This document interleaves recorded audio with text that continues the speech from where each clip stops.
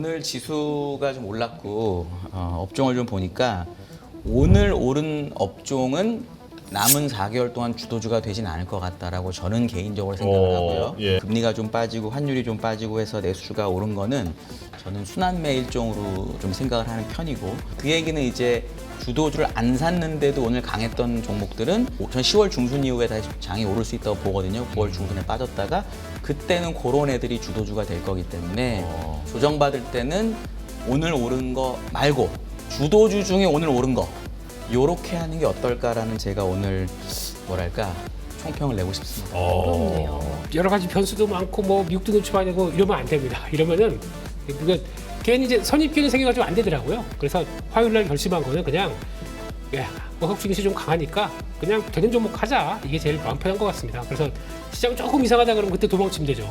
이제 그렇게 봐야 될 것 같고.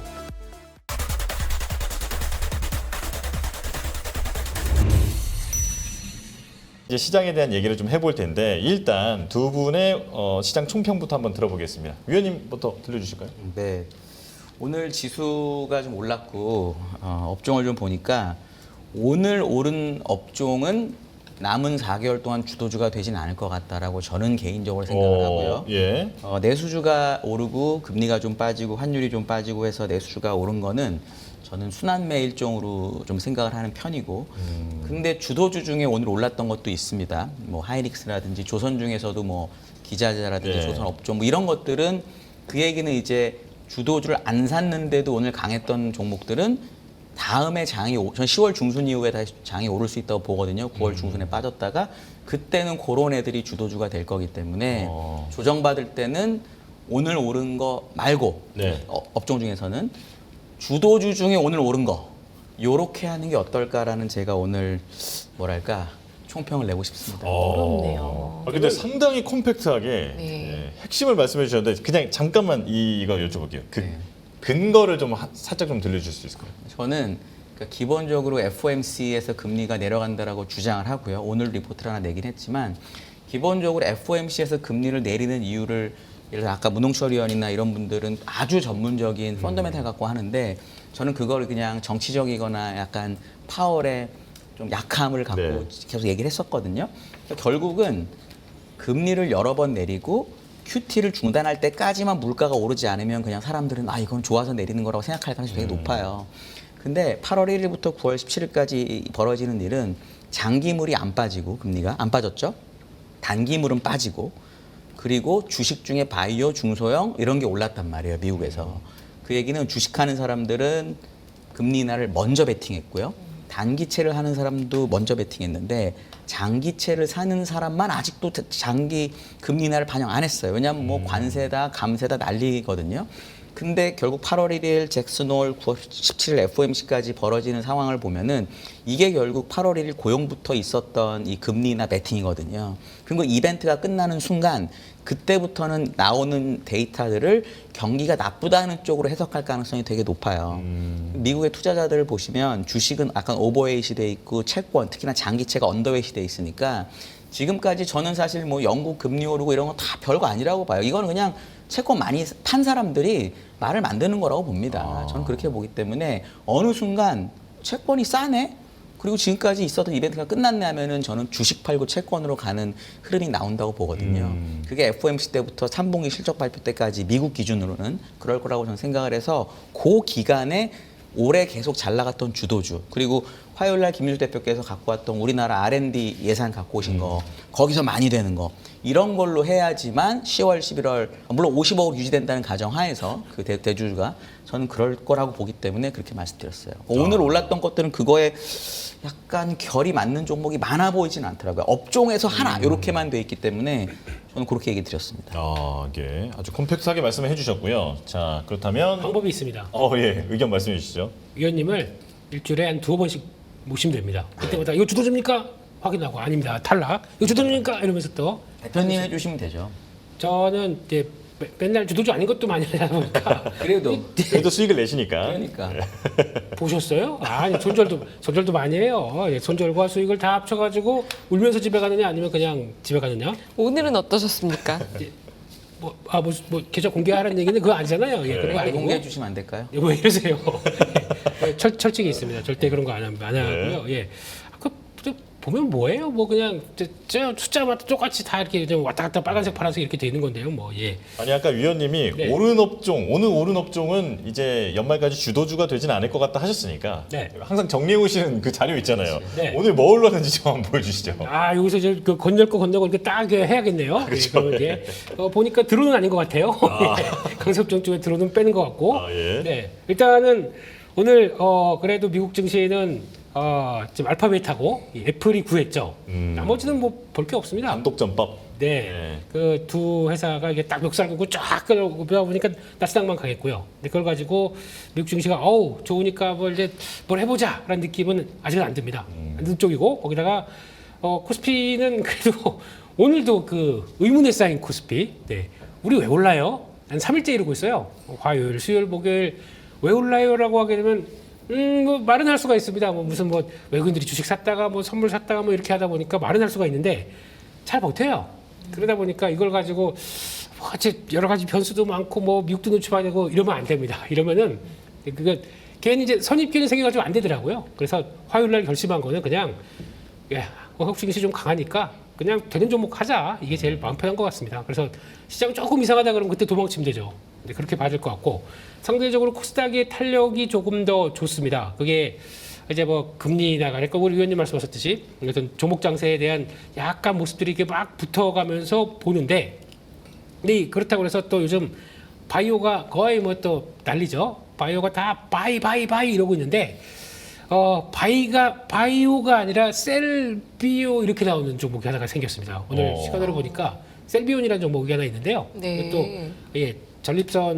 방사선 전립선암 치료제 관련된 쪽에서 하나 퓨처캠은 잘 나오다 보니까 쭉 올라가고 얘는 야도 따라가야지 하다 보니까 뭐 47%가 나와야 되는데 뭐 30몇 프로가 38%가 나왔다. 하여튼 뭐 그렇게 나오다 보니까 10% 포인트 갭 그러면 이거 좀 어려운 거 아니야? 그래서 거의 뭐 하한가 들어가시고 확 밀어버리고 바이오가 다 무슨 요즘 그 헬릭스 미스처럼 가는 거 이렇게 해서 막 가는 이거 아닙니다. 그리고 또 잘 고르면 올릭스 되겠네.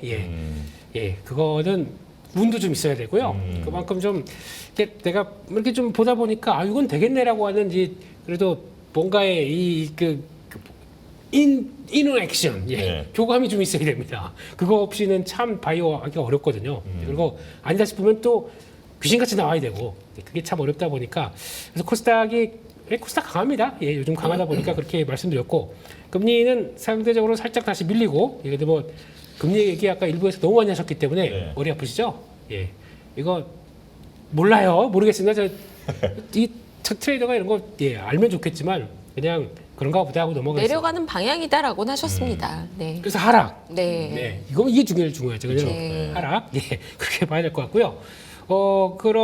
그러면 지금 채권 사도 돼요? 내년 상반기가 변곡점이 될 것이다. 라고 우리 위원님, 팀장님은 말씀하셨습니다. 금융의 도 같으신 우리 위원님의 의견이 더 중요하죠. 이 정도 레벨이면 괜찮지 않나 싶은데 정말요? 모르겠네요. 모르겠네. 모르겠네요. 결론은. 네. 그렇습니다. 알면은 그렇죠. 네. 그쪽에서 오늘 의외로 중국이 갑자기 또 와르르 무너집니다. 근데 그거 보니까 중국 오후장에 그게 나왔었어요. 엔비디아가 새로운 칩 AI 칩 내겠다. 쪽인데 다 아는 얘기인데 그걸 가지고 그 과청판 이거 우르르 빠지더라고요. 요즘 중국이 좋았던 배경 중에 하나가 우리도 중국 이거 알리바바도 AI 칩 만들고 우리도 메모리 만들고 이러면서 막 강했던 모습들인데 그게 엔비디아에서 나올 것 같다라고 하다 보니까 또 와르르 나오는데 또 전원은 그렇더라고요. 이번에 H20을 중국의 매각을 그러니까 중국이 그냥 불허했다고 하더라도 업체들은 다 그거 기다리고 있었대요. 언제 들어오나 그거에서 그러고 있는데 이번 나온 칩이 거의 비싼 같습니다. 근데 성능이 6배, 근데 가격은 한 2배 정도 해도 그거 사고 싶다고 이런 쪽으로 얘기를 한다고 하더라고요. 그건 아까 보니까 중국 전원 이렇게 나오기 시작하는데 그러다 보니까 중국 쪽은 또 고점에서 또 우르르 밀리고 올라가면 또 내려올 때도 있어야죠. 그런 쪽에서 보고 있고 아시아 증시는 대부분 강했습니다. 일본 다시 돌아서기 시작하고 일본은 금리 살짝만 흔들리게 되면 또 바로 올라오네요. 그런 모습인 것 같고 외국인들은 또 오후장에 중국 빠지니까 선물 매도를 강화시키는지 뭔지 그래도 또 장은 버텨요. 되게 신기한 하루였었고요.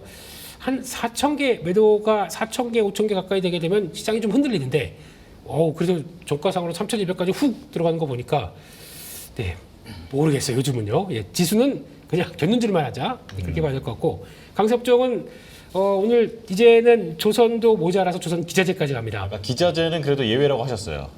위원님께서. 그러니까 우리 사이클의 강자이신 우리 위원님께서 딱 보시는 게 그거죠.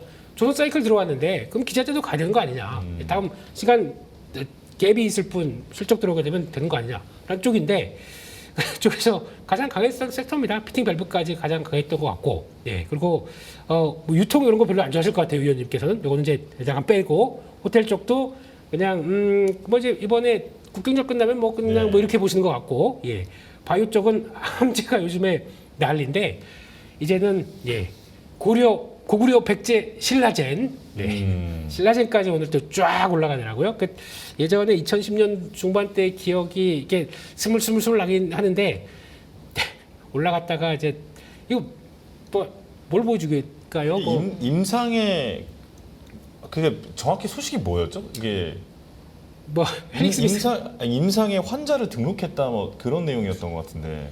이거 예전에 2010년대 이런 거 되게 많았어요. 그냥 그러니까 임상 결과 나올 때까지 얼마나 오래 걸려요. 그러니까요. 그러다 보니까 중간중간에 뭐 소식만 잠깐 나온다라고 한다고 그거 가지고 막 뭐 하루 막 상가 확 가고, 네네. 그러니까 별일 없으면 또 다시 줄줄줄 내려오고 뭐 이런 경험들이 있다 보니까 예전에 그때 그 좀 데자뷰가 나는 것 같아서 좀 뭐 주의가 좀 필요하다. 예. 주의는 벌써 필요했는데 계속 올라가요. 예.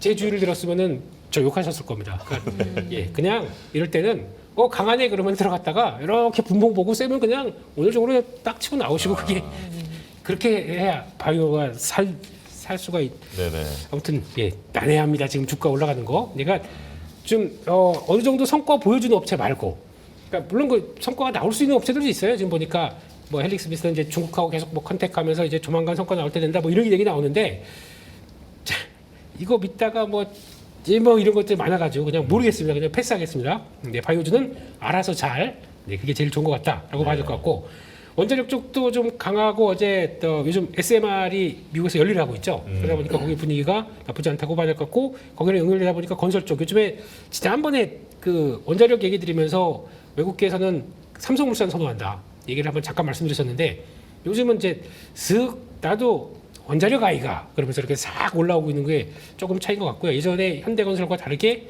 또 원자력이 들어오는 것 같은데, 근데 건설 쪽은 요즘 그래요. 그러니까 건설 뭐 조선 또 이쪽들 자동차까지 뭐 노란봉투법의 노란이죠. 노랑이 아니고 네, 예, 노란. 노란. 네. 예, 노란 봉투법 가지고 영향을 받는 섹터라고 하는데, 아니 조선은 왜 저래요? 조선 이건 받는 쪽인데 강하고, 예, 그러니까 선별적으로 뭐 피해고 수혜는 없죠. 선별적으로 피해를 보냐, 이건 말이 안 되는 거 아닙니까? 뭐 하여튼 그렇습니다. 시장 분위기는요. 우리 드론은 우리 정부도 예, 한 연간 이제 50만 대 이상 드론 50만 드론 전사. 예, 드론 전사, 네. 예, 전사 워리어, 예, 데드 아닙니다. 워리어를 네, 양성하겠다. 예, 그러다 보니까 드론 관련주들 쭉 들어오는데, 그것도 이제 동전주 있죠. 거기에 이제 또 상한가 들어가다 보니까 나머지를 쫙 끌었다는 쪽인데, 요거는 예, 위원님 의견에 동참하겠습니다. 네네. 예, 잘 모르겠다 이쪽인 것 같고, 약섭 쪽은 자동차가 파업한대요. 네, 아니 조선 쪽도 파업하는데 왜 자동차만 약해요? 네, 모르겠습니다. 넘어가고요. 네, 은행 쪽도, 은행은 오늘 뭐 요즘 금융주가 약간 좀 주춤한데 오늘 증권주는 또 올랐어요. 은행은 또 왜 그런지 모르겠지만, 또 전력설비도 엔비디아가 4일 동안 빠졌다. 그러니까 전력설비 관련된 또 AI 또 묻은 것들은 조금 좀 주춤하는 것 같은데, 엔비디아 다시 올라가게 되면 올라가나요? 그냥 퀘스천 마크로 그렇게 네. 넘어가도록 하겠습니다. 예. 요 표에서 질문 하나 드리고 싶었던 게, 그 중국 증시가 오늘 이제 약했는데, 사실 이게 중국 당국에서 중국 증시가 너무 많이 올랐으니까 좀 그 과열의 이 공매도 완화를 검토하겠다라고 하는 그런 보도가 나와서 네, 이런 영향이 있는 게 아니냐라고 하는데, 위원님 혹시 어떻게 파악하고 계십니까? 그냥 빠질 때 돼서 빠진 그래요? 것 같아요. 차트를 보시면 심천지수가 이제 반도체나 이런 성장주가 많으니까 심천지수 차트를 보시거나 과장판을 보면 되는데, 그러니까 이렇게 올라야 되잖아요. 이렇게 올라 있습니다. 정말 각도처럼 된 거죠. 그리고 빠진 것도 심천지수가 적산병이 났거든요. 근데 그것도 이렇게 빠진 게 아니라 이렇게 빠졌어요. 그러니까 그냥 빠질 때가 돼서 빠졌다고 보는 게 훨씬 합리적이다라고 저는 개인적으로 보고요. 중국 증시가 본토가 아직도 YTD로는 홍콩보다 못해요. 근데 지난 2달 동안 많이 오른 게 있기 때문에 이제 어느 정도 쉬어가는 거로 보시는 게 맞는 것 같고 어차피 제가 그 엔비디아 아까 캠브리콘 얘기도 있었지만 딥식이 나왔을 때는 엔비디아가 18%가 빠졌습니다. 네. 근데 이번에는 3%밖에 안 빠졌어요. 또 느끼는 게 주식시장은 절대로 똑같은 이슈에 같이 반응하지 않는구나. 그러니까 그건 결국은 이게 정말 뭔가 게임 체인저거나 이러면은 훨씬 더 많이 빠졌어야 되는 게 맞고 그게 만약에 마지막 이벤트로 작용을 해서 빠지는 거로 보시면 되고요. 그렇게 개발을 한 다음에 주말 사이에 월스트리트저널에 뉴스가 났더라고요. 기사가. 중국의 AI가 엄청나다. 그래서 그걸 막 인용하면서 얘기하는 분들도 많으시더라고요. 또 이제 찾아봤습니다. 지은이가 무슨 무슨 진이에요. 그러니까 중국 사람이 쓴 거일 것 같아요.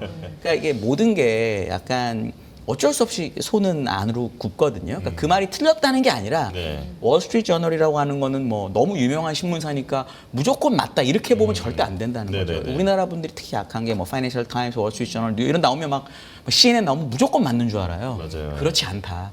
그 사람들도 다 같은 사람이기 때문에 자신의 의견이 녹을 수밖에 없다는 거는 제가 꼭 말씀드리고 싶어요.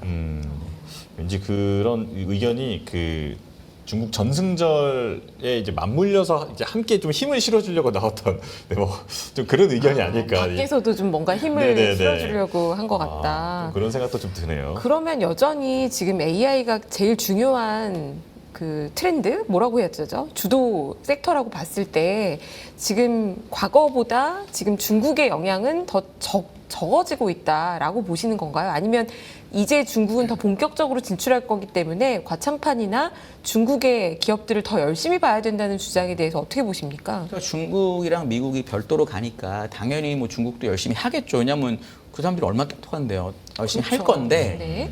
주식이라는 거는 이제 가치하고 가격이 있는데 중국의 그런 종목들이 엄청 올라서 엄청 비싸단 말이에요. 네. 그럼 우리가 그 회사에 취직할 것도 아니고 중국 사람도 아닌데 굳이 왜 어렵게 그거에서 고민하느냐라는 게 제 기본적인 생각이에요. 엔비디아도 있고 뭐 하이닉스도 있고 수많은 종목들이 있는데 오늘 밤에 발표하는 브로드컴도 있고 이런데 굳이 내가 중국 본토에 가서 막 매매도 그럴 필요 없다는 거죠. 저는. 그렇죠. 이게 단위도 정해져 있고 100개씩 하고 네, 말도 한 그리고 번씩. 본토 주식은 영어로도 잘 안 알려준단 말이에요. 네. 중국말 못하기 때문에 그냥 굳이 뭐 너무 많이 어려운 거 보지 비싼데 말고. 물론 네. 앞으로 좋아지겠죠. 근데 네. 그 정도로 주식에 우리가 열을 기울일 거면 차라리 한국, 미국에서 해도 충분히 공부할 수 있다라고 저는 보는 편이에요. 매우 합리적이고 좋은 의견이십니다. 네.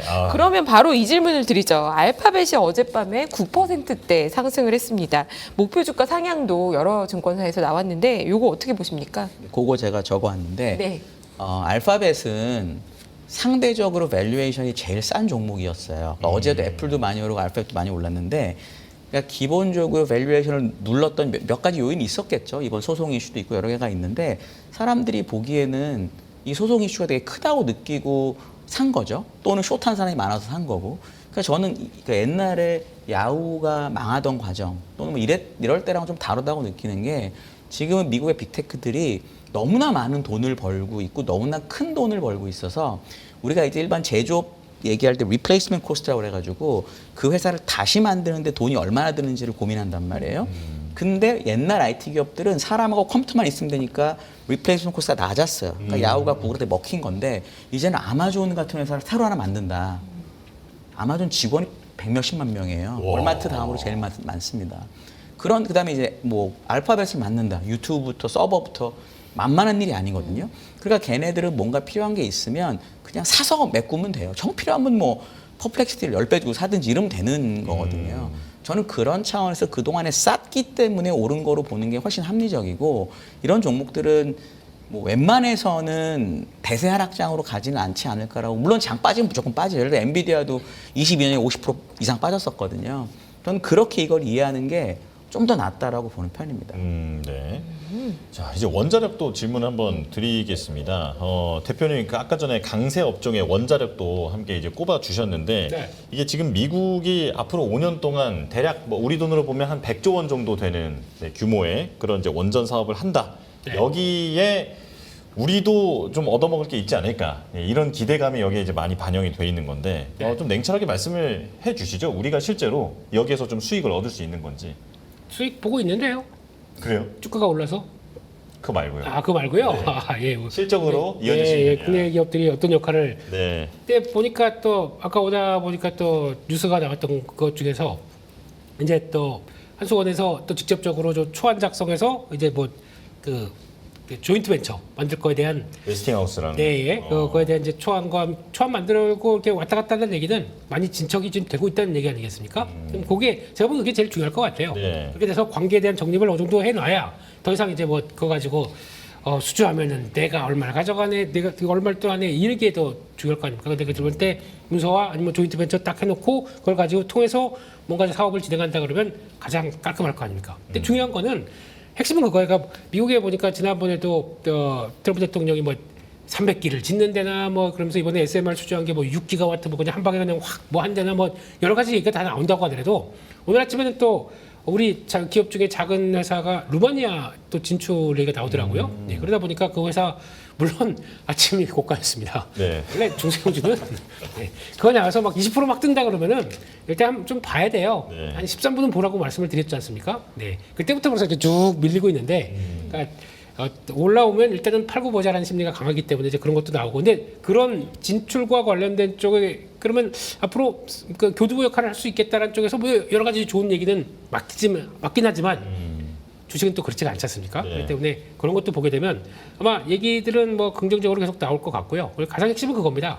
그러면 뭐 웨스팅하우스가 됐건 아니면 또 이제 어제 보니까 또 그런 뉴스 나오더라고요. 그렇게 원전에 대해서 학을 띠던 원전에 대해서는 그렇게 반대하던 독일마저도 나도 이런 분위기, 우리도 이러다가 전기를 생각하게 되면 당연히 갈 수밖에 없는 얘기겠죠. 그러니까 그렇게 나오는 입장 변화도 보기 시작하게 되면 이제 많은 국가들이 이제 선회하면서 거기다 직접 전략적으로 하겠다라고 하게 되면 이제 중요한 거는 그러면 앞에서 누가 수주하건 뭐 어떤 돈을 투입해서 어떤 플랜을 만들어 가건 그거 누가 일을 할 텐데 그럼 일을 할 소도 필요하고 뭐 수레도 필요하고 뭐 이제 쟁기도 필요하고 그럴 거 아닙니까? 삽도 필요하고요. 그걸 다 누가 되는데라고 하게 되면 거기서부터는 어쩔 수 없이 선택지가 거의 이제 저희 쪽으로 넘어오다 보니까 그렇게 되는 거겠죠. 그래서 여전히 지금 시장에서는 이제 뭐 하나만 나와라. 그러면 우리랑 연결고리를 어떻게 찾아가겠느냐. 이게 더 중요할 것 같아요. 그러다 보니까 지금 계속 건설사 쪽에서도 성과 낸 회사들이 좀 이번에 계약한 회사들 같은 경우도 계속 또 들썩들썩하고 이쪽으로 봤을 때는 다들 이제 이번에 얘기하는 뭐 SMR부터 이제 또 MMR도 계속 얘기가 나올 것 같아요. 그러다 보면 이런 쪽도 다 같이 성과를 낸다라고 했을 때 지금 기업들은 또 수주 기대감이 더 커질 수밖에 없다라는 쪽으로 그렇게 보고 있습니다. 네. 뭐 짧게 얘기하면 수주 기대감. 제가 길게 얘기했나요? 죄송합니다. 별거 아닌 거 가지고 길게 얘기했다 이런 뜻이에요. 아니다. 조심하겠습니다. 예. 이게 투자자들이 이런 기대감에 투자를 하는 것은 너무 당연하지만 나중에 보면 이제 실체가 있느냐 없느냐 이걸로 또 수익률이 많이 달라지기 때문에 그러니까 실체 없는 얘기를 길게 했다는 얘기시네요. 아닙니다. 대표님한테 한번 확인을 부탁드렸었고요. 네. 자, 그리고 위원님께는 삼성전기 지금 어떻게 보고 계신지 궁금한데 이게 삼성전기가 엮여 있는 지금 이슈가 상당히 많더라고요. AI는 당연하고 이제 로봇 시대의 진정한 대장주가 될 수 있다 이런 얘기도 나오고 있고 삼성전기 요즘에 많이 올랐거든요. 어떻게 보십니까?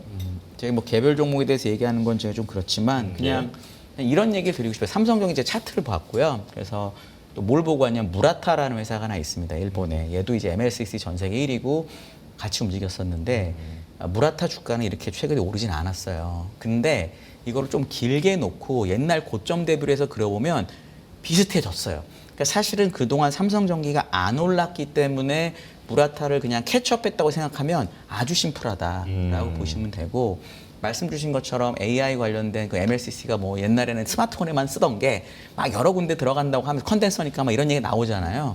근데 보통 주식은 사람들이 이유를 만들 때는 좀 잘 보셔야 돼요. 진짜 이유인지 아닌지.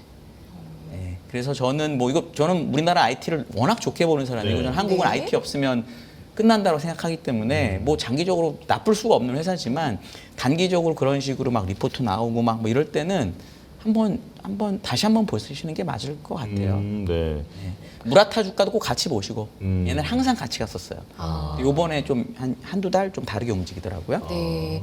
그런데 이런 주식들이 간혹 가다가 잘 보라고 하신 게 아직은 이제 숫자로 반영되기가 좀 이른 단계에서 보고서가 나오는 얘기들이 많이 있을 텐데 어떤 때는 또 꿈과 희망이 클 때 그리고 숫자가 당장 나오지 않을 때 더 많이 오르기도 하지 않습니까? 네.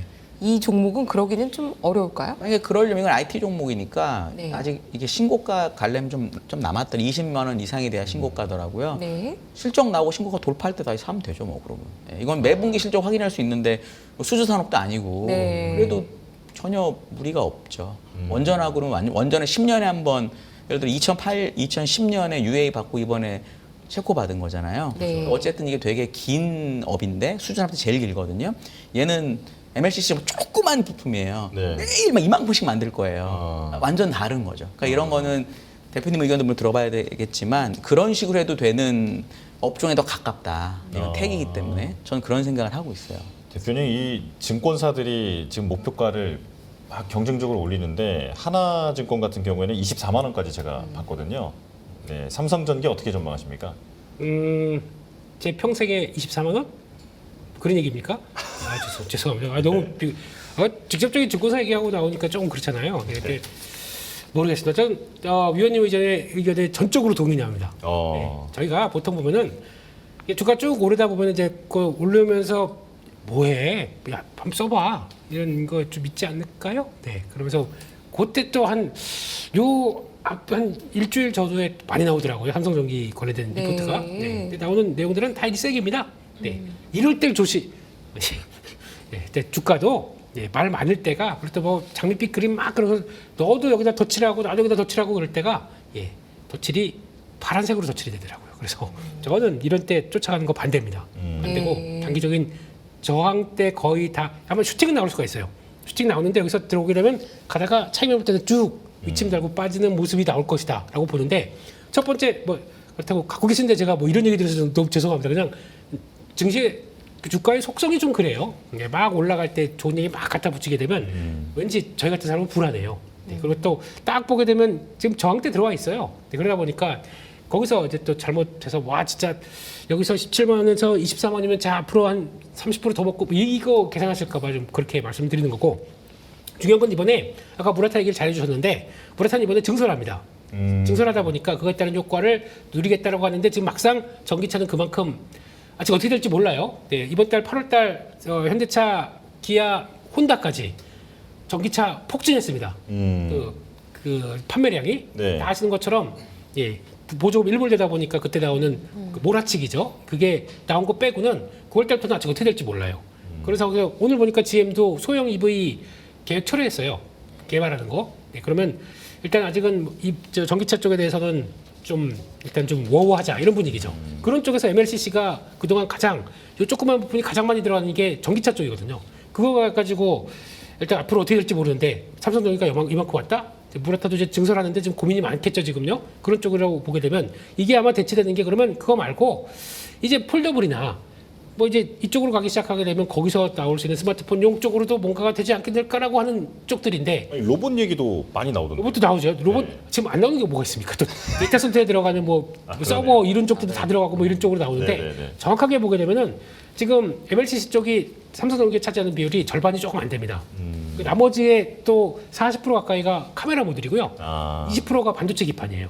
이렇게 되면은 지금 현재로서는 이번에 삼성전자와 함께 파운드리와 함께 FCBG 투자 많이 했었는데 이제 와 성과 나올 것 같아라고 하는 쪽에서 기판 쪽이 이제 첫 번째고 테슬라가 앞에 도와주지 않습니까? 그리고 또 테슬라가 또 도와줘요. 우리 옵티머스 눈 좀 담당해 줄래?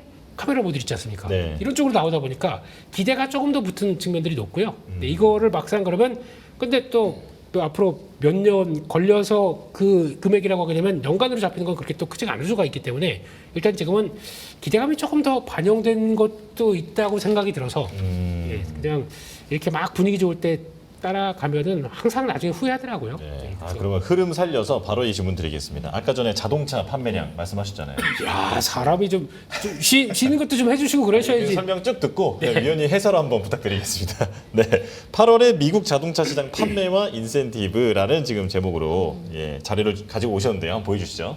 네. 예, 그렇습니다. 예, 숨 좀 쉬고요. 네.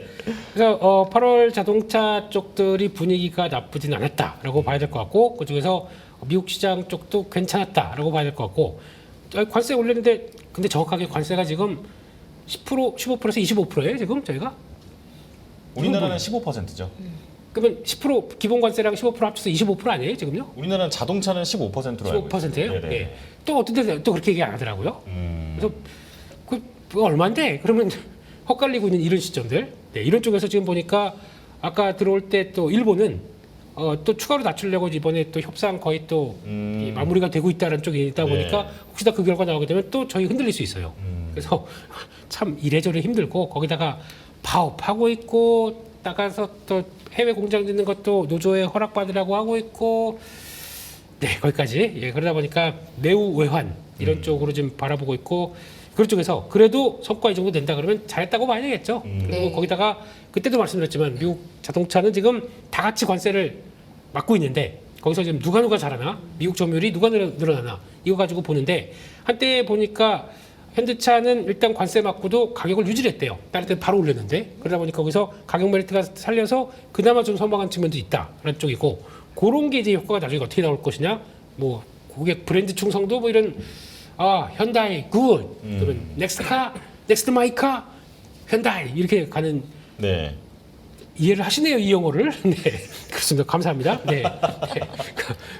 예 그렇게 되기 시작하게 되면 그것도 연결고리가 될 수는 있겠는데 그런 쪽에서 일단 지금 이런 건 중요할 것 같아요. 그럼 프로모션 강화가 들어가게 되면 판관비가 이제 탁 튀겠죠. 그쪽을 때를 이제 얼마큼 관리할 수 있겠느냐. 그러면 또 마진에서 흔들리다 보니까 그것도 일단 봐야 될 것 같고 그런 쪽에서 그래도 뭐 나머지 전기차 가격들은 내연기관보다 조금 낫다라는 쪽으로 가고 있는 상황들인데 이거는 뭐 바뀔 수 있다 보니까 그건 넘어가겠습니다. 근데 이번에 보니까 현대 기아차가 이쪽과 상관없는 뭐 카니발 기아 같은 경우는 네. 카니발이 제일 많이 증가했어요. 대수가. 그리고 또 텔룰라이드 이것도 텔루라이드, 예. 19%? 그러니까 카니발이 24%, 이게 19% 이렇게 돼 있더라고요. 그러니까 산타페부터 요 라인들, 그러니까 저희가 알고 있는 하이브리드랑 일반 내연기관도 만만치 않게 잘 팔았어요. 그러다 보니까 그것도 그럼 이거랑은 그러니까 물론 이제 관세 관련된 쪽들의 그 약간 부스트업도 있었겠지만 그거 끝났는데 전기차만 좋아서 그런 게 아니라 이것도 잘 됐다라고 하게 되면 이거 나중에 분명히 돌아올 것 같아요. 잘 판 것들에 대한 효과들은. 그래서 그렇게 나올 것 같은데 그래서 8월 마켓 쉐어가 12.1%. 와 예전에 저 주식 2010년대 볼 때는 8% 넘어갔다고 그래서 와 현대차 막 그때 네. 장중에 5% 이상 올라가고 막 그런 적이 있었거든요. 이제 12%입니다. 그보다 50%가 올랐는데 주가는 그때 수준인데요, 거의. 네, 그렇습니다. 그런 쪽에서 근데 지금 요거는 이제 아까 말씀드렸던 거 인센티브가 늘어나고 있습니다. 그만큼 차 파는데 비용들이 많이 들어간다고 봐야 되겠죠. 그러면서 점유율 확대 위해서 여러 가지 전략을 펼치는데 막상 수익은 고민스러운 거죠. 그러다 보니까 주가에 영향을 또 받는 게 아니냐. 좋은 성과는 나와도 마진이 좀 떨어질 거 아니냐. 이런 쪽으로 좀 얘기가 나오는 것 같아서 그렇게 보는 것 같고 테슬라는 요즘 테슬라 좋은 얘기가 안 들려요. 다들 뭐 유럽도 그렇고 이번에 처음 판매하는 인도도 그렇고 엉망이더라고요. 그런 쪽에서 일단 감소하고 있다라는 쪽들도 보고 있는데 그거 대비해서는 혼다도 그렇고 혼다 전기차 쪽과 현대기아차 쪽인 훨씬 더 잘했다. 이게 8월달에 흐름이 아닌가 싶습니다. 그래서 일단 뭐 양극화가 나타나고 있다라는 쪽인데 대부분 보게 되면은 다 이래요. 뭐 7%, 11% 다 이렇게 죽쓰고 있고 일본 세컨티어는 다 아시는 것처럼 뭐 닛산, 뭐 혼다 이런 쪽이죠. 이것도 빠지고 있고 그런 쪽에서 그나마 그걸 삐집고 들어가서 잘했다는 얘기는 그래도 앞으로 희망은 보이는 거 아닌가 그런 쪽으로 정도 그렇게 봐야 될 것 같습니다. 현대차 화이팅! 네. 화이팅 하시면 어떡해요? 사야 돼요? 아니면 사지 말고 좀 더 지켜봐야 될까요?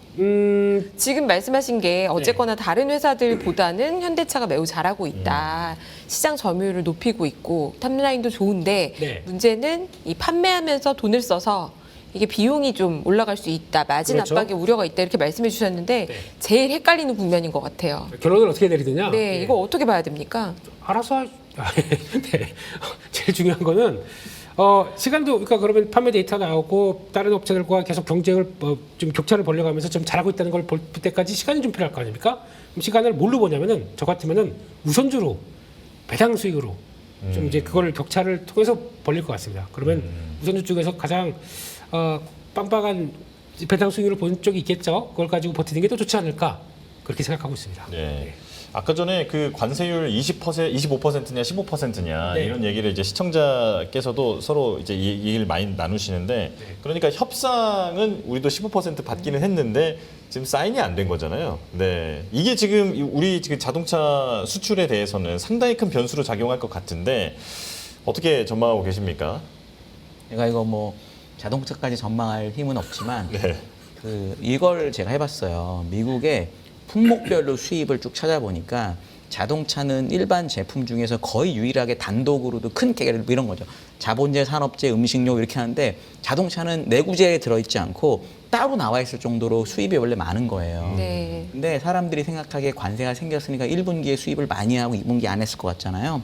자동차는 2022년인가 언제가 수입 증가율의 피크였고요.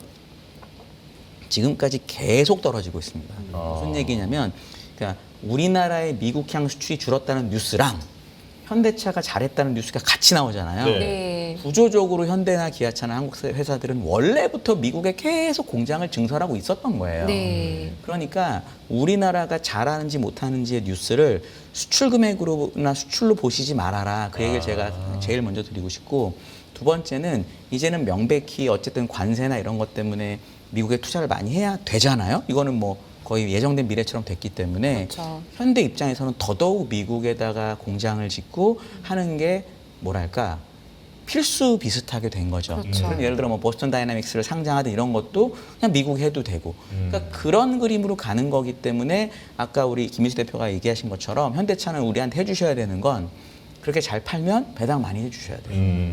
왜냐하면 돈을 미국에서 벌잖아요. 그쵸. 근데 그게 뭔가 우리나라로 와야 되거든요.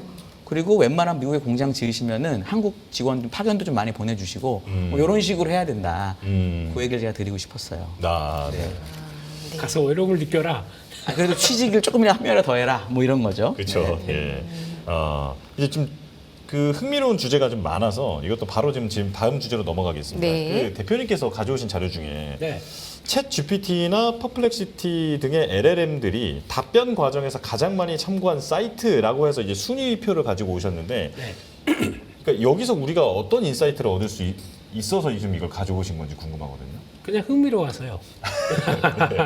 이러면 또 그렇죠. 그렇죠. 예, 안 되겠죠. 네, 저는 보면서 그러니까 일단 그러니까 챗GPT 같은 이제 AI가 뭐 이거 가장 대명사다 보니까 챗GPT 같은 네. 이런 쪽에서 이런 AI들이 가장 많이 활용하고 있는 많이 쓰고 있는데, 그럼 데이터를 갖고 학습하는 과정들이 있고 네. 그걸 가지고 이 사람이 뭘 원하니까 추론해 가지고 쭉 데이터를 내잖아요. 그 베이스가 어디 있느냐라고 봤을 때 우리나라는 의외로 그거 맞습니다. 약간 그 모 회사에서 운영하는 그 블로그 네. 그 네이버 말고 그 블로그에서 들어온 게 되게 많아요. 의외로 깜짝 놀랐어요. 네이버 말고 그 블로그는 뭔가요? 무슨 티스토리 그거 네. 예, 그런 게 있더라고요. 그러니까 네네. 예. 그 말씀하셔도 상관없지 상관없을 않을까요? 것 같은데요. 네. 네. 뭐 티스토리 뭐 이런 예. 것들 티스토리, 네. 그런 게 또 의외로 많더라고요. 그래서 그래요? 네. 어. 왜 그런가 봤더니 네. 활성도를 따지더라고요. 아. 그만큼 활발하게, 그러니까 최신 업데이트된 거나 그걸 가지고 많이 또 보더라고요. 그래서 그러니까 뭐 딥한 거보다 약간 최신의 데이터를 통해서 연결하는 과정들이 나온다. 그럼 그게 또 그렇게 되더라고요. 그래서 중요한 거는 미국 쪽은 챗GPT 쪽에서 40%면 거의 절반 가까이를 레딧 여기서 들어오고 있습니다. 몰랐는데 레딧이 다 아시는 거죠. 커뮤니티 뭐 글 올리고 하는데 네. 네. 그러니까 보면 거기에 보면 소분과라고 이렇게 쭉 있잖아요. 거기 소분과장 뭐 비슷하게 분과가 이렇게 쭉 있는데 그 분과가 몇 개인지 아세요? 글쎄요. 60만 개 있답니다. 와. 저 그거 보고 깜짝 놀랐어요. 어마어마하네요. 그럼 네. 많이 참고할 분과장이 60만 명 있는 그러니까 거죠? 그거를 담당해서 그 커뮤니티와 같이 이제 그걸 뭐라 그러죠? 그 책임? 얘가 책임보다 이제 관리하는 사람이죠. 관리자가 그 정도까지 된 60만 개가 이렇게 소분류가 쫙 돼 있다고 하더라고요. 와, 그럴 정도다 보니까 그럼 거기서 이제 하루에도 뭐가 여기 또 강점이 그거지 않습니까? 우리는 다 실명제로 운영되지 않습니까? 네. 뭐 댓글 쓸 때 아니 별명 애칭으로 그러니까 등록하는 게 조금 좀 차이가 있다고 하더라도 그걸 가지고 그러면 다양한 얘기들. 근데 여기서 맹점이 이제 그러면 내가 익명성이다 보니까 그걸 가지고 이게 맞느냐 틀리느냐 그거 가지고 약간 좀 또 루머도 만들어낼 수 있는 거죠. 네. 그럼 그걸 가지고 여기서 어떻게 하냐면 그 뒤에 이제 뭐 댓글이나 이걸 통해서 쭉 달리면서 검증이 된대요. 그런 과정이 있다 보니까 아 이거는 아닌데 뭐 무슨 뭐 거짓인데 뭐 이렇게 나오게 되면 그건 이제 다른 동적으로 폐기가 되는 거죠. 그런 과정을 거치다 보니까 계속 이렇게 추려가면서 살아있는 데이터에 대한 얘기를 가장 많이 하는 쪽을 레딧으로 치더라고요. 네. 그거 보고 전 놀랐습니다. 그러네요. 그 밖에 나머지도 거의 비슷해요. 위키피디아는 뭐 이것도 계속 또 업데이트 되는 거죠. 그렇죠. 그런 쪽도 있고 유튜브 이것도 하루에 올라오는 게 얼마입니까? 그것 가지고도 좀 깜짝 놀란 게 제가 연합뉴스 경제TV에서 저희가 좀 보잖아요. 이걸 가지고 AI를 한번 그 URL 갖다가 그 여기서 돌리게 되면 네. 요약을 해줍니다. 네. 요약을 해주는데 시간이 얼마 안 걸려요. 그렇죠. 그거 보고도 깜짝 놀랐어요. 아, 그 그러면- 유튜브 같은 거 동영상 링크하면은 요약해주는 그런 서비스 말씀하시는 거예요? 그렇죠, 그렇죠. 예. 예. 아, 저도 잘 쓰고 있는데 진짜 유용하더라고요. 그러시면 안 됩니다. 그 조회수 하나 올리셔야지. 그걸 그렇게 쓰시면 저희 연합뉴스 경제TV 어떻게 하라고요? 예, 그러지 마세요. 네. 예. 근데 조회수 하나 들어가요? 그러면 들어가지 않을까요? 광고 안 보는데요? 안 들어가나요? 모르겠습니다. 조회수도 뭐 기준이 있긴 하더라고요. 네. 네. 근데 지금 대표님 보여주신 이 페이지를 제가 보고 있으니까 네. 이래서 GPT가 거짓말을 잘하는구나 그럴 수도 있어요. 라는 네. 생각도 듭니다. 그 검증 과정 쪽에서 네. 이거를 만약에 그러면 거짓인데 거짓에 만약에 찬성을 해버린다. 이 사람들이 그냥 그렇다라고 생각하게 되면 그게 또 그대로 반작용될 수도 있겠다라는 쪽에서 그러니까 뭐 이게 진실이냐 아니냐에 따른 그러니까 팩트가 아닌 것에 대해서도 이렇게 부풀려질 수는 있구나라는 것도 약간 위험한 거죠. 이게 40%가 된다고 하게 되면 이게 절대 다수가 진실이라고 믿어버리면 그렇죠. 예, 예. 압도적으로 예를 들어서 80% 90%의 사람들이 진실이 아닌 것을 진실이라고 믿으면 AI는 진실이라고 주장하겠네요. 그게 대표적인 게 뭐냐면은 그 윤리 쪽 같은 것들 아니면 이제 뭐 선거학 관련돼서 뭐 이런 얘기는 좀 그렇지만은 젠더 갈등이라든지. 그런 것도 있죠. 예. 그런 것도 있고 이제 일반적인 상황에서 만약에 미국은 좋은 나라야. 근데 레딧은 그러면 맞아 우리 좋은 나라야라고 하고 미국이 좀 안 좋은 나라라는 게 아니라 예. 그리고 예를 또 들자면.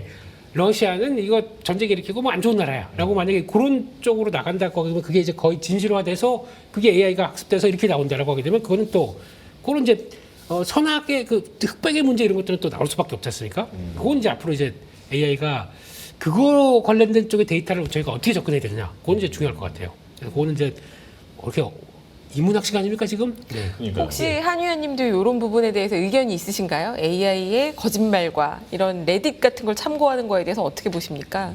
저는 AI가 너무 편해졌기 때문에 그 정도는 사람의 수고가 들어가야 된다라고 봅니다. 저는 구글 아까도 구글을 AI 때문에 팔았다는 분들한테 하는 얘기는 AI를 써보시면 안다. 챗GPT가 됐든 퍼플렉시티가 됐든 뭐가 됐든 간에 한쪽에 그거를 띄워놓고 왼쪽에 구글을 띄우고 여기 나온 내용을 복사 붙여넣기라든지 해서 반드시 원소스를 찾는 버릇을 들여야 AI를 제대로 쓴다고 말하거든요. 그러니까 나중이 되면 이제 뭐 AI가 더 좋아지면 어떤 일이 벌어질지 모르겠지만 결국은 그거는 반드시 지켜야 되는 과정이기 때문에 소스가 뭔지에 대해서까지 우리가 뭐 걱정해서 쓸 거면 AI를 왜 쓰죠? 그거는 저는 별로 사실 뭐 인터넷 검색도 우리가 늘 그럼요. 그런 책이거나, 혼재된 정보를 받죠. 뭐 책이거나 이게 무슨 뭐 논문이거나 뭐 아주 뭐 신뢰성 있는 뉴스거나 뭐 신문 이런 게 아니면 어차피 나오는 거에 대해서 내가 한번 검증을 해야 돼요. 뭐 월스트리트 저널이나 CNN도 믿지 말아야 된다라고 믿지 말씀하셨으니까 말다는 게 아니라 다른 관점도 필요하다라는 거, 다른 것도 봐야 비판적으로 되니까. 봐야 비판적으로 봐야 자기에 된다. 그게 있으니까 네. 그런 상황에서 챗GPT만 할루시네이션 있다고 뭐라고 하는 건 전 너무 불공평하다. 너무 맞는 챗GPT 말씀이십니다. 불편하다. 너무 네. 너무 불쌍하다. 열심히 그러면요, 일하고 사실 있는데. 젠슨 황은 바이오 산업을 매우 좋게 얘기하지 않았습니까? AI와 이런 것들이 발전하면 발전할수록 미래 산업은 유망 산업은 바이오다 이런 얘기도 했는데 장기적인 관점에서 바이오 어떻게 보십니까? 장기적으로 미국 바이오야 뭐 미국이 약값이 워낙 비싸고 그 약값에 대한 보장이 가장 큰 나라이기 때문에 미국 바이오가 장기적으로 나빠지긴 사실 어렵죠. 왜냐하면은 미국이 약을 비싸게 팔아준 덕분에 혁신이 생긴 거고 거기서 만들어진 약으로 다른 나라가 사실은 수혜를 보는 거거든요. 시간에 맞춰서. 그러니까 미국 바이오에 대해서는 그런 관점을 갖는 게 맞는 거고 문제는 젠슨왕이 주장하는 게 젠슨왕이 이런 얘기 하잖아요. 몇 년에 한 번씩 연산력이 2배가 된다. 그러니까 연산력을 가지고 바이오를 임상을 대신하겠다는 거예요. 네. 그건 결국 규제 문제랑 연관이 돼요. 아. 연산력이 아무리 세도 나라에서 허락해주지 않으면 아무 소용이 없거든요. 네. 그러니까 AI면 무조건 이렇게 생각하는 것도 약간 무리가 있다고 저는 개인적으로 봅니다. 예를 들어 자율주행도 1단계부터 5단계까지가 있는데 정부에서 정부나 뭐 이런 사람들이 야, 3단계 정도면 충분하지 않아? 하고 허락해주면 가는 거고요. 3단계 죽어도 안 돼. 5단계 이러면 이런 거잖아요. 저는 바이오는 그런 느낌으로 보는 게 훨씬 맞다라고 봐요. 기술의 발전 속도도 중요하지만 규제 흐름도 잘 봐야 한다. 그리고 아까 중요한 추가로 말씀이십니다. 하나만 더 말씀드리게 되면 네. 이걸 제가 왜 갖고 왔냐면 네. 이게 중요한 거는 네. 데이터의 시대지 않습니까? 투자 아이디어. 예, 이런 살아있는 데이터를 얼만큼 누가 많이 또 시장에 맞게 공급할 수 있느냐 이런 것들도 아마 중요한 역할을 할 것 같아요. 그러니까 아까 보셨던 이제 유튜브나 구글만 따진다고 하더라도 46%예요. 두 개 따지면 네. 알파벳의 가치라고 봐야 되겠죠. 그러네요. 그렇게 이제 나오기 시작하게 되면 그만큼 이제 저평가란 쪽에 무게가 실릴 수, 아까 위원님 말씀하신 것처럼 그렇게 또 근거가 될 수 있는 거 아닙니까? 그렇기 때문에 그것도 앞으로는 그러니까 데이터를 막 학습했는데 새로운 데이터가 계속 들어온다라고 하게 되면 거기에 대한 가치가 더 부각받는다. 그럼 이런 것들도 하나 AI 시대의 중요한 소스원이 될 수 있겠다는 쪽에서 그것도 한번 좀 보셨으면 좋겠습니다. 네. 시청자분들은 왜 네이버는 없나요? 네, 하시는데 혹시 뭐 알고 계신 게 있습니까? 왜 네이버가 없는지? 네이버는 그냥 한글로 순위가 밀린 거 뿐일까요? 한글로 돼 있는데 그걸 가지고 여기다 번역해서 그렇게 나 귀찮아. 그러면서 AI가 귀찮아. 예. 네, 충분히 그럴 수도 있을 것 같습니다. 뭐, 네. 그럼 영어로 올리죠. 저희도 지금부터 네이버 검색할 때. 이제 위원님은 혹시 아십니까? 저도 김수 대표님 말씀이 맞는 것 같아요. 굳이 그거를 언어의 항상 차이. 얘기하지 아까 중국 주식도 마찬가지인데 더 인풋을 조금 드리고 낼 수 있는 아웃풋이 있는데 굳이 한국에 무슨 데이터가 있을 것처럼 찾는 식의 알고리즘이나 뭐 AI, LLM은 아닐 것 그렇게 학습은 안 했을 거다라고 그냥 추정합니다. 이거 완전 100% 추정입니다. 네네. 팩트 모르겠어요. 이 뭐 영어는 그 세계 공용어로 쓰이고 있으니까 네. 그쪽 데이터가 당연히 많기는 하겠네요. 저도 그럼 영어로 하시죠 지금부터는. 그럼 저 안 그러면 됩니다. 이제 저희 침묵 이 남은 15분 침묵입니다. 네. 그러면 이제 대표님 그 제2의 흑백 요리사 될 수 있는 것으로 좀 기대를 받고 있는 이 메이크업 그 쇼를 콘테스트 한다고요. 쇼가 네. 있다면서요? 쿠팡에서 쿠팡 플레이인가요? 메이크업 네. 콘테스트 쇼를 만든다. 네. 그러네요. 이 얘기가 오늘 나오면서 그래서 화장품이 살짝 움직이지 않나. 요즘 화장품 쪽 기대감이 없습니다. 화장품 쪽은 항상 수출 데이터 나오고 움직여요. 네, 그거 뭐 주고 이번에 괜찮네 그럼 그거 가지고 한번 훅 움직였다가 뭐 11데이터 그러고 이제 월 데이터 근데 이번에 8월 달은 데이터가 별로 안 좋았어요. 그러니까 좀 쉬고 있잖아요. 그런 쪽에서 그게 좋아야 이걸 종합한 실적이 좋겠구나 그래서 움직이는데 이번에는 조금 이제 또 그 소액 소포 관련된 이제 컨셉 있는 것도 네. 있고 뭐 이것저것 있다 보니까 다 눈치만 보고 있어요. 그런데 이런 게 딱 나오기 시작했네요. 네, 그래서 이거는 뭐 제작 발표하는데 그랬습니다. 그냥 우리는 제2의 흑백 요리사가 될 거라고 당연히 그렇죠. 제작 발표하는데 뭐 네, 그렇게 하죠. 그래서 일단은 just 10 minute 아니고요. just maker. 네. 이거는 딱 이거 들으면 느낌이 오지 않으세요? MC가 누굴까요? 그러면 이효리입니다. 그래요? 네. 네. just maker, just 10 minute. 이거 저만 하나요? 왜? 재밌을 것 같은데요, 아주? 네. 볼까요? 이게 이렇게 돼 있어요. 이게 화면이. 흥미진진합니다. 네. 그리고 또 왜 이효리 누님, 이제 선배님? 선배님이 아닌데. 쓰라고 하시면 됩니다. 선생님 후배님? 이효리 선생님은 네. 네. 네. 그래서 이제 오랜 이제 이쪽에 계셨으니까 예. 네. 그래도 좀 직설적이잖아요. 말투가. 네, 그러다 보니까 인기가 더 있지 않을까라는 쪽으로 기대감이 좀 높은 부분들인데 그래서 이제 지금 이제 10월 3일이다 보니까 뭐 얼마 남지 않았는데 거기서 나와서 이제 치열하게 이것도 서바이벌 프로그램이라고 하더라고요. 근데 보니까 이것도 거의 흑백 요리사랑 비슷하게 1세대 아티스트부터 지금 이제 쭉 이런 분들 다 모아놓고 거기서 60명이라고 하게 되면 얼마나 많겠습니까? 그래서 하는데 보니까 그 동영상 보다 보니까 모델이 남자를 또 이렇게 또 하더라고요. 예, 잘생기신 분을 또 어떻게 또 커버하는 이런 것도 나오고 있다 보니까 단순하게 여성만 대상이 아닌 것 같다라고 하게 되면 그것도 하나의 또 미션이 되겠죠. 그렇겠죠. 예, 예. 그래서 뭐 저같이 눈이 조그만 사람을 이제 키우는 뭐 이런 화장 이렇게 하면서 또 막 이런 것도 나올 거고 되게 좀 다양한 것 같았기 때문에 관심이 높습니다. 그래서 그게 만약에 되기 시작하게 되면 또 세계에서 인기를 받는다. 그래서 관심을 받는다라고. 물론 이제 이게 아쉬운 거는 쿠팡 플레이다 보니까 넷플릭스가 아니고. 넷플릭스가 아니고 그러다 보니까 한계가 있을 수도 있겠는데 만약에 우리가 인기 있다 그러면 그거 자연스럽게 또 퍼져나가더라고요. 아, 그럼 쿠팡 플레이에서는 당연히 또 판권 가지고 팔겠졌다는데 네. 그러면 또 변화가 될 수가 있기 때문에 얼만큼 인기가 있느냐 이것도 중요할 것 같습니다. 그래서 그렇게 나오는 것들 가지고 이것도 또 그러면 또 하나의 K뷰티의 레벨업 되는 과정이 나올 수도 있지 않을까라는 생각 때문에 한번 보자 이런 쪽으로 봐야 될 것 같습니다. 예. 사실 이게 아주 그 줌인을 해서 어떤 화장품 제품을 써서 비포 애프터가 이렇게 명확하게 드러나고 하다 보니까 아마 정말 이 화장품 성능 보여주는 데는 이만한 무대가 없지 않을까 이런 생각이 드는데요. 혹시 모델 한번 가보실 생각 없으세요? 우리 저는 안 될 것 같습니다. 예. 워낙 완벽해서 아닙니다. 야, 또 한번 당했네. 하시나 안 하시나 차이가 없으실 만큼 완벽하셔서 어려운 거 아닙니까? 네. 두 번째 당했네요. 네. 근데 이거 그러면 이거 이어서 그냥 잠깐 여쭤보면 아까 시청자도 그렇게 좀 걱정을 하시더라고요. 넷플릭스가 아니라 쿠팡에서 공개되는 거니까 조금 뭐 화제가 좀 덜 되지 않을까 이런 생각하는데 그래도 이런 뷰티 쪽에는 좋은 뭐 재료다고 보면 되겠죠. 저는 뭐 사실 화장품에 대해서 전혀 아는 바가 없어서 뭐 특별히 저는 그리고 이런 서바이벌 프로를 저 흑백요리에서도 안 봤습니다. 아 그래요? 전 남들이 많이 보는 프로를 안 보려고 매우 많이 전 캐대언도 사실 안 봤어요. 음악. 어. 저는 되게 보기 싫어합니다. 남들이 본 거를. 그냥 너무 그게 될 것 같아서. 한 의원님의 똑똑함의 스마트함의 비법은 남들이 보는 걸 보지 않고 생각한다. 대신 그때 이런 다른 걸 거군요. 공부하시는 거죠. 네. 근데 이제 이런 건 있습니다. 그러니까 최근에 화장품주가 좀 안 좋았던 거를 저는 생각해 보면 이제 화장품은 옛날에 LG 생활 건강, 그다음에 아모레 퍼시픽 뭐 이렇게 가잖아요. 근데 최근에는 이제 새로운 독립적인 뭐 APR은 물론 화장품까지는 아니지만 뭐 기기가 됐든 뭐 알바가 됐든 이런 게 막 오니까 같은 시장을 새로운 기업들이 잠식한 거잖아요. 그러니까 이마트를 쿠팡이 잠식한 것처럼. 근데 그런 기업들이 비상장에 너무 많아요. 이제 뭐 구다이 뉴스 보니까 뭐 구다이 글로벌이라는 회사도 상장한다고 하더라고요. 네. 무슨 얘기냐면 화장품 산업이 너무 좋은 건 맞는데 대기군이 그러니까 주식 공급이 많을 수밖에 없는 거예요. 이 사람들이 빨리 상장을 해서 돈 해야 되잖아요. 저는 그런 부분도 약간 영향을 주는 게 아닐까라고 생각을 해봤고 오늘 좋아진 건 말씀하신 것처럼 저런 뉴스도 있었던 것 같고 그리고 이제 순환매를 해야 되는데 아까 보여주신 뭐 건설이니 뭐 자동차니 뭐 이런 거는 조금 현재 좀 무섭잖아요. 화장품은 어쨌든 성장주고 K 붙어 있고 이러니까 이럴 때 화장품 해야지라고 생각해서 전 돌았다고 보거든요. 네. 그렇게 이거를 해석하는 게 좋겠다. 그리고 쿠팡 플레이면 아쉽긴 한데 김민수 대표께서 얘기한 게 너무 맞는 말인 게 만약에 너무 잘 되잖아요. 그럼 넷플릭스에 팔면 돼요. 넷플릭스한테 너희 이거 사고 대신 한국은 우리가 스트리밍 할 테니까 남은 지역은 너희가 할래? 이거 되거든요. 그냥 쿠팡의 회원이 대부분 한국에 있기 때문에 저는 그렇게 하는 것도 충분히 가능해서 뭐 이 어디가 플랫폼인지는 그렇게 중요하지는 않다라고 봐요. 네.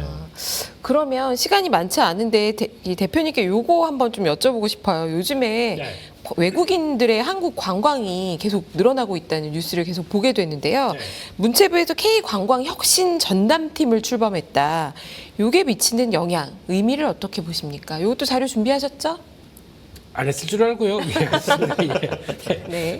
그러다 보니까 요거부터 보시면 될 것 같아요. 네. 예, 지금 7월달 관광 데이터 보고 시장에서 와라고 했었죠. 왜냐면 이게 최근 들어서 거의 최대 수치입니다. 170만 명. 코로나 이전보다 더 많이 들어오고 있는 거죠. 그렇죠. 네. 네. 그러니까 6, 7 그리고 이게 캐대언 아까 우리 위원님이 안 보셨던 네. 예, 그쪽에서 캐대언 효과가 나오기 시작하면서 그것까지 연결된다라고 하게 되면 왜 그리고 또 들어온 게 중국은 오히려 줄었어요. 줄었는데 다른 국가들 서구 쪽에서 들어오는 것도 만만치 않다 보니까 그렇게 만들었다고 하게 되면 저희 입장으로는 질이 그러니까 중국이 들어오는 게 좋은지는 모르겠습니다. 뭐 그 파워 소비력에서 보게 되면 근데 그것까지 다 따졌을 때 그래도 나쁘지 않다라는 쪽으로 나오다 보니까 여기서 출발한 거죠. 그러면 잠깐만 이쪽 관련된 쪽이 뭐가 있지 하고 이제 플레이가 들어오는데 중요한 거는 어제 같은 경우는 중국에서 열병식 했지 않습니까? 네. 그런 상황 쪽에서 플레이가 못 들어와요. 저기 무기가 저게 둥펑 시리즈 막 네. 들어와서 뭐 이제 뭐 전지구를 커버한다면서요 그게. 그래서 참 그런 거 들어오게 되면 소비주가 이렇게 보고 있다가 딱 끝나자마자 그래도 이제 뭐 국정절 들어오고 예, 우리도 나가고 예, 그러다 보니까 우리가 가장 많이 해외 나가는 그때 예약 건수가 제일 많은 게 일본이 아니라 상하이입니다. 1위가 상하이예요. 그러니까 이제 무비자되다 보니까 그렇게 교류가 많아진 거죠. 일본 넘어가다 보니까 좀 지겨운다면 상하이 가볼까? 깜짝 놀랐을 겁니다. 거기 파인 다이닝 가보시게 되면 우리나라 수준 거의 이상으로 가요. 네, 그래서 의외로 되게 세련돼 있더라고요, 상하이가. 그래서 뭐 그런 쪽으로 봐서 제가 느껴보고 싶다 이제 그렇게 되게 되면 또 하나의 변화가 되는데 그게 중국 전체가 아니거든요, 상하이는. 네. 그냥 쇼룸이 이런 얘기 들으면 그렇죠. 예. 그런데 하여튼 잘 사는 곳으로. 이제 그런 쪽인데 이렇게 나가다 보니까 이렇게 나오는 추이만 나온다 그러면 170만 명 곱하기 12 하게 되면은 일단 이제 2천만 명 넘어갈 수 있겠구나라고 하다 보니까 거기서 이제 변화가 들어오고 그러면 여기서 이제 뭐 일시적으로 사람들이 늘어나다 보니까 이제 소비할 수 있는 것들이 좀 있다고 하는데 구조적으로 성장할 수 있는 게 뭐냐? 구조적 성장은 당연히 P와 Q가 좋아지는 거죠. 그러면 네. 지금 공급이 부족해서 P와 Q가 다 좋아진다라고 볼 수 있는 게 호텔밖에 없다. 저는 그렇게 생각하다 보니까 그쪽들이 계속 봐야 될 것 같고 아마 하다못해 호텔 신라마저도 반응이 나올 수가 있다고 생각합니다. 호텔 신라도 중국인들이 좋아하는 브랜드 그 삼성급 이상은 되거든요. 그 신라 스테이가. 근데 그거마저도 예약률 한 80%만 나오기 시작하게 되면 그것도 좀 이제 면세점 아니고 이걸로 먹고 사는구나 이런 데이터가 나오기 시작하게 되면 그거마저도 되지 않을까 싶기도 하고 하여튼 이쪽은 좀 요즘 뜨거운 감자가 아닐까 싶습니다. 네, 중국인뿐만 아니라 다른 나라 사람들이 많이 와서 지금 우리나라의 관광객이 많이 늘었다라고 하는 점. 제가 연합뉴스 경제TV 올 때 일주일에 한두 번은 영어로 저한테 물어봐요, 사람들. 네, 제가 그렇게 생겼나 봐요. 잘 가르쳐 줌 이렇게 썼나 봐요. 그러니까 뭐 어디로 가려면 어떻게 해야 되느냐 이런 거 물어본다는 말씀이시죠? 제가 최근에 데이터를 봤는데 네. 중국이 여전히 1위이긴 합니다. 한국에 들어오는 네네. 관광객의 숫자는 1위인데 과거 대비 절대 수가 지금 더 아래에 비중이 좀, 있는데도 달라졌다. 일본과 미국과 유럽 주요 국가에서 굉장히 다양하게 많이 유입이 되면서 전보다 더 많이 들어오고 있습니다. 네. 위원님 1분만 시간이 있는데 이거 하나 여쭤볼게요. 지금 오늘 코스닥이 좀 탄력이 좀 있었는데 그러니까 지금 2차 전지나 바이오 요쪽에 이제 수급이 좀 들어간 거잖아요. 그런데 사실 뭐 긴 생각 안 하고 그냥 이제 금리 인하기니까 지금부터 좀 담아놓으면 되지 않을까 해서 들어가는 사람도 많은 것 같거든요. 이 전략 어떻게 보십니까? 저는 아까 모두 얘기 드렸지만 9월 17일까지 일단 단기적으로 플레이하는 게 좋고 그 이후에는 오히려 금리나 수혜주는 위험하다. 대신에 10월 실적 발표가 되면서 다시 어떻게 될지 보는 게 맞다라고 생각을 합니다. 그러니까 금리나 수혜주는 성장주가 아니고요. 자꾸 네. 그 성장주로 하는 분들이 많지만 재무 구조가 나쁜 회사들이 금리나 수혜주입니다. 2차 전지 재무 구조 완전 안 좋고요. 바이오는 재무 구조가 좋지만 임상으로 돈이 빨리기 때문에 금리나 수혜주인 거거든요. 미국에서도 똑같이 러셀하고 바이오가 8월 1일부터 가장 많이 오른 업종 중에 하나다. 이렇게 보시면 됩니다. 알겠습니다. FOMC 전까지 플레이, 이후는 실적에 좀 주의하자. 이렇게 정리하겠습니다. 자, 김민수 대표, 한상희 의원, 김열매 실장과 함께했습니다. 저는 조진혁이었습니다. 함께해 주신 여러분 고맙습니다. 감사합니다.